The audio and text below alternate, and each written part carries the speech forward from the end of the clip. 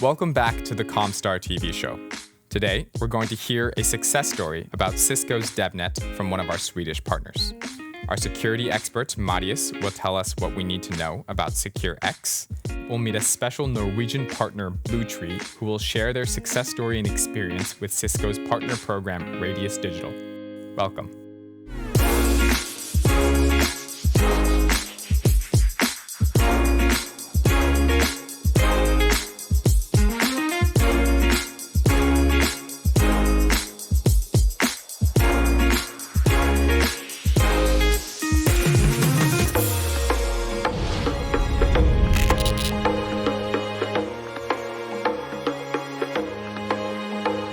Welcome to the Comstor TV show, everyone. I'm Alex, and I'm also your host for today. Let's start like we did last time, where we go straight to Copenhagen to talk to Marius Nakling, Comstor security expert. Today, we're going to be talking about a new tool from Cisco called SecureX. I think it has something to do with breaches, right, Marius? Yeah, I'm reading up on the latest breaches in the Nordics, and there's a lot of ransomware going on. For example, 80% of all the IT breaches are directly related to either lost or stolen login credentials. At the same time, the average cost of a breach is about $2.3 million in Scandinavia and $3.9 million on a global scale. The Danish company Marius, they hold a Nordic record of over $300 million for the NotPetya breach. That's a lot of money. So imagine the impact on the company brand, the loss of customers, and time to recover from such an event. Well, a fun fact is that Maersk only recovered from the breach when IT admins found the server holding an untouched copy of the company domain controller in Ghana. That server was left untouched by the malware, NotPetya, just because of a power outage in Ghana earlier that week. So it was sheer luck. I don't know what you think, but luck shouldn't really be a key component of any cybersecurity strategy. One thing that should be a part of a cybersecurity strategy, though, is a good protection on the login credentials.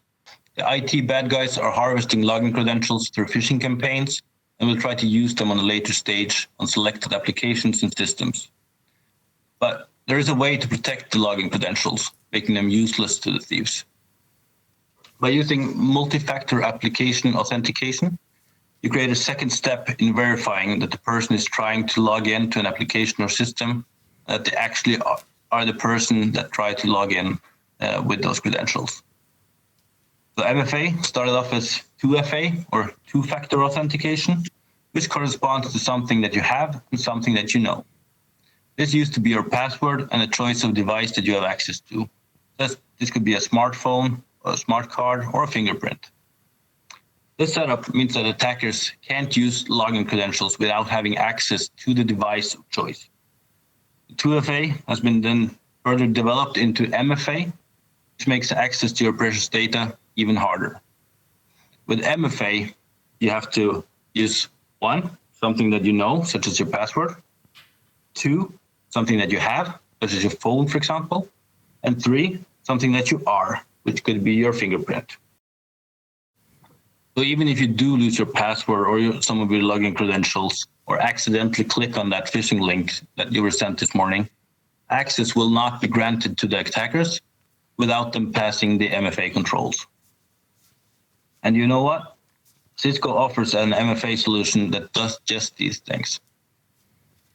Cisco has a great solution called Duo, that not only provides multi-factor authentication to protect the login, but it also does a health check on the device used to deliver the MFA.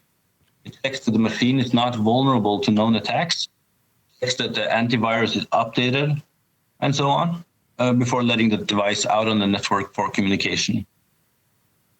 And it's the easiest setup that Cisco has in the security portfolio, which means that you can get started in 30 minutes. So if you haven't already, you should enable MFA and choose Duo from Cisco. All the best. Stay safe, stay connected. Thanks, Marius. SecureX sounds amazing.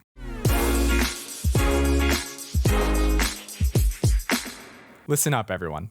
Earlier this year, there was a new partner program called Radius Digital, a program where you as a partner recorded a seminar and an external marketing team handled the rest to spread the seminar. We're now going to go to Norway and our Norwegian partner BlueTree to talk more about their experience with Radius Digital. Monica, over to you. That's correct. I'm here with Sebastian Myrseth, CCO, BlueTree, partner of Comstor, and so happy to be here. What a wonderful office you have. It's a pleasure to have you. Thank you. I'm here today, thank you for the invitation by the way, to learn more about BlueTree, what the future holds for you, but also to hear more about this wonderful program Cisco is a part of. So at BlueTree, we have experienced extensive growth over the past years. We believe that much is because of the time and efforts that we have invested into really digging deep into the different industry verticals. We create tailor-made solutions for all different industries based on our own IP, in addition to utilizing Cisco technology. So you're unique then, so you might say, because you put your final touch on it. That's a good way to put it. Hey, you can have that one. Don't cost you anything. So the future will be in more that kind of a direction. We believe that the future is data-driven. Yeah. And having Cisco with their open products, we believe that utilizing our knowledge within networking, infrastructure, data science, and software development, we have a good position for the future. Of course, it sounds like it. And one of the reasons I came here today is also to learn more about BlueTree, and thank you for letting me learn more. But also on the marketing side, because you have two hats in this company, and it's the CCO, but also the marketing part. And as some people would know about Cisco, have this partner program called Radius Digital. Would you please tell our viewers what kind of program that is? So what actually, or maybe I can start off with telling you how we got to know Radius. Yeah, that would be brilliant. We got introduced to Radius Digital through Cisco that thought that Radius could be a good fit for us based on the marketing resources that we have available in our company. Okay. So what Radius Digital is in practice is a program that helps Cisco partner to enable their marketing efforts through, for example, digital marketing. Content marketing. Yeah. Yeah. So we were planning to have a webinar on Cisco Umbrella. Okay. This was pre-corona. So what they do in practice, they help you to create target groups of your desired audience. Yeah. They help you create a landing page, and they help you to do ad spendings on Facebook and LinkedIn. So it's really a time saver for you then? Yeah, for sure. And as I mentioned, this was pre-corona, and in our case, we didn't have much time before the webinar had to be held. Yeah. So I think we had like maybe 5 days or something. Okay. Yeah. But Radius were really quick on the ball. They helped us in a structured manner to extract all the inputs that they need from us. I think that in those few days we got north of 40 registrants and somewhat of 30 participants. Oh, but that is a good rating. Yeah, I would say it's really, really impressive. So you really found the target groups, you might say. Well, Radius did. Yeah. Based on our inputs. Yeah. Sounds like a really good partnership if you like to have some help finding your customers, new leads, and also to help you develop certain tools so you can, reuse it, I guess. For companies with limited marketing resources that don't use agency services, I think the Radius program could be a great partner in how you could conduct marketing.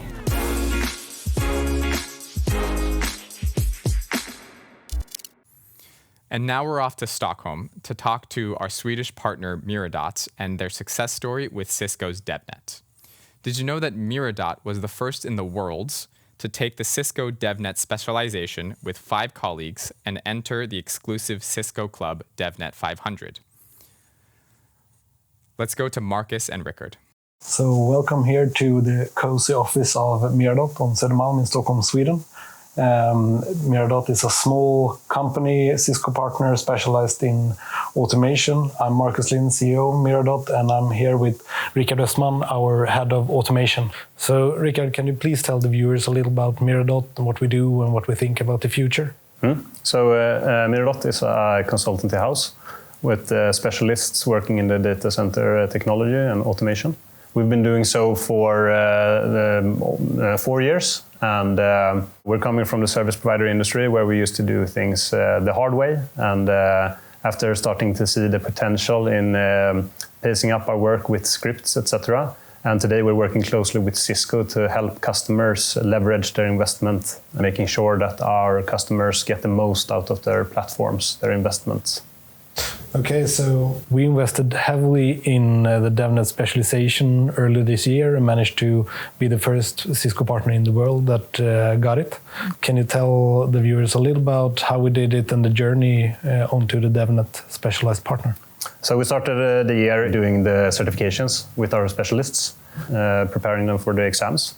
And once we finished the exams and all 5 of the specialists that took the exams were in the DevNet 500 club, we started doing the specialization process. And that was a learning experience for sure, because we had to really read up on how to work with software, and we found that Cisco was very helpful pitching in with the tools that we needed to really feel confident in supporting software over time with our customers. Like we've been writing scripts and so on for our customers all along, but now it's a whole different business when we need to do this on another level.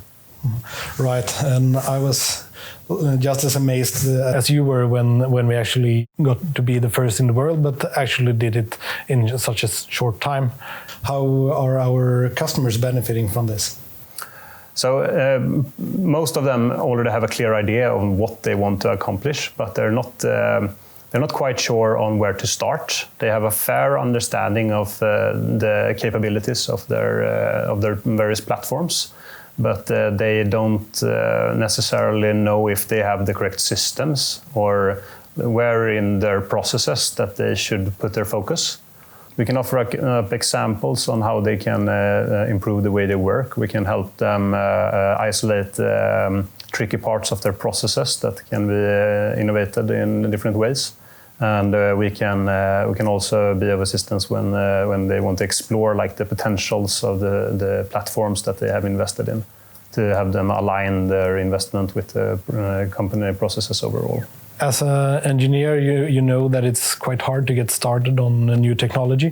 Do you have some tips and tricks for engineers that want to get started on DevNet? I would visit the Code Exchange. And that's a huge source of inspiration for myself. Like there's so many things that you can try out, and there's also like the sandboxes with all sorts of different environments where you can try out your ideas. And after that, I would call up Miradot and have a meeting with an empty whiteboard and just give the customer the opportunity to describe their processes and try to like establish a wish list. This is the way we're working today. These are the pains that we're feeling in our processes, and we at Miradot will help out to find like the low-hanging fruits and make sure that you get going with the least amount of effort. Okay, well, that was all from us here at Miradot. Back to you, Alex. Thanks, Marcus. That's an amazing story. It's really impressive how you continue to push the IT industry towards the future.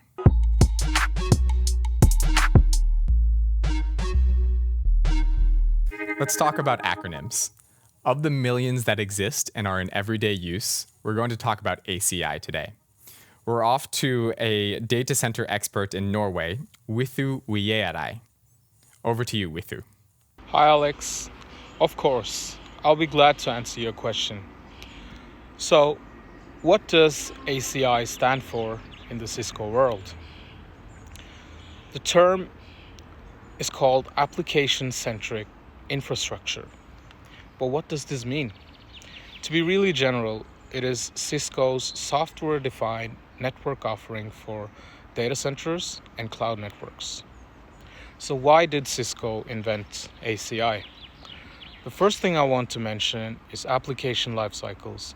These cycles are being broken up into much smaller windows, so when it comes time to bring an application to market nowadays, it is expected to be much smaller time frames than ever. So this rapid velocity with which applications are created is a major driver for ACI. And infrastructure as well. Cisco also wanted to provide an infrastructure that would allow for rapid changes and restructuring, as things would be so much more flexible, and ACI brings that to the table as well. Other things that I would like to mention is the incredible emphasis on virtualization now. Applications are implemented through virtualization and hypervisors, but also containers and microservices. The last thing I want to touch upon is data flow. In a traditional data center, you would have a core layer, a distribution layer, and an access layer moving from north to south. In ACI, the focus is on the low latency communications that are taking place as microservices below are communicating with other nodes in a more east to west fashion. So to wrap up, guys, Cisco ACI is really starting to take hold in modern, very high performance data centers. It is future proof and here to stay with us. You don't want to miss out if you're a DC partner. That is all from me. Back to you, Alex. One of the million acronyms has its explanation. Thank you for that. It's important to keep up motivation and move forward, especially in times of uncertainty. Let's go to Max Soderbaum, our sales coach, who will talk about thinking positively in a business way. It's in the slopes you shrug. Over to Max. Think positive in a business way. Hi, it's Max. I hope you're doing well. Today I'm going to talk about how to ignore all the negative things and instead focus on what you want to achieve. When times are tough, the smiles disappear. At least on most of the sellers. This I showed some years ago in my books, Highball It on the Climb and The Proof. It has been found that the worse it looks on the market, the easier it is to gain market shares. The reason, of course, is that if the vast majority lose the spirit, then the one who does the opposite is getting a huge advantage. Here are 2 things you should do now when your competitors probably won't do them. First, where do you want to go? Set a goal for how much activity you should do each month. How many customers do you want to talk to? Focus 100% to reach that goal. That will mean you don't have to spend time thinking about how difficult everything is and how bad you are. Instead, focus on the only thing that can help a company that wants to grow. Increased activity. Imagine yourself with a number of cyclists going up a hill. Everyone except you gets tired and slow down. Then it's really enough that you just keep the same speed as before to get a gap. But then imagine what the effect will be if you increase your speed instead. That's why everyone who runs and bikes knows why it's best to highball it on the climb. 2. Become untouchable. To stay focused on your goal requires placing yourself in a positive bubble. I want you to be impossible to reach for those dark negative forces. You know, much like Star Wars, when the dark side tempts the heroes to get over to the dark side. You have to resist. The best way is to avoid negative information completely. You don't need to talk to people who take your energy. You don't need to read negative news. There is no requirement that you have to keep up with everything negative that happens. Read positive books instead. Watch movies that makes you laugh. And talk to people you feel good about hanging out with. In this way, you will be unable to reach the negative forces. Because in your world, your goal is the most important thing. In the world of your competitors, there is crisis, viruses, and bad economy. You are moving at full speed towards your goal. It's the most important thing for you. Then you don't have time to keep up with everything boring that happens. You delegate that to your competitors. If you are so strong that you really do this, you will undoubtedly be the one who delivers the most positive power of all the sellers in your market. If you do, then there is nothing else but you become one who stands as the winner and is first up that hill. See you next time. Take care. Bye. Thanks, Max. Those were some awesome tips. It's in the slopes you shrug. Great advice.